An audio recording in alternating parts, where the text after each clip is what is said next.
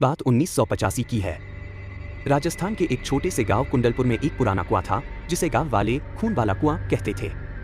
कहते हैं कि उस कुएं से रात के समय किसी औरत के रोने की आवाज आती थी। गांव वालों का मानना था कि वह आवाज कमला की है, जो सालों पहले इसी कुएं में डूबकर मर गई थी। कमला गांव की सबसे सुंदर और खुशदिल लड़की थी, लेकिन उसकी शादी जबरदस्ती एक क्रूर आदमी से कर दी गई, जिसने उसे खूब प्रताड़ित किया। एक रात गांव वालों ने कुएं से उसकी चीख सुनी और अगली सुबह उसका शव पानी में तैरता हुआ मिला। तब से इस कुएं के आसपास अजीब घटनाएं होने लगीं।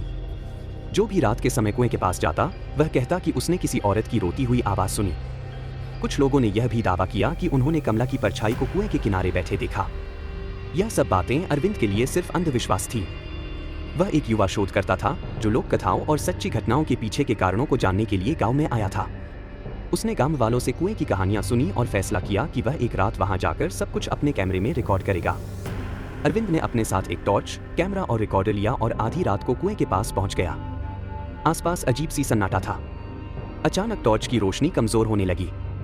तभी कुएं से किसी औरत के गाने की धीमी आवाज आई। उसने कैमरा चालू किया और कुएं के अंदर झांकने की कोशिश की।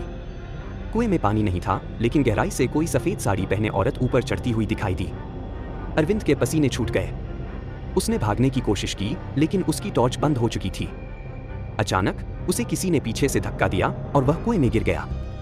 जब अगली सुबह गांव वालों ने कुएं के पास अरविंद का सामान देखा, तो वह डर गए। कुएं के अंदर झांकने पर उन्हें अरविंद का शव मिला।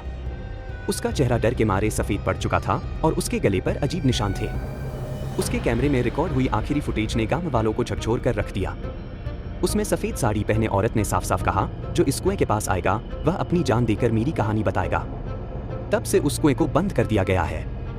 लेकिन गांव के लोग आज भी कहते हैं कि रात को कुएं के पास जाने की कोशिश मत करना, वरना कमला तुम्हें भी अपनी कहानी का हिस्सा बना लेगी।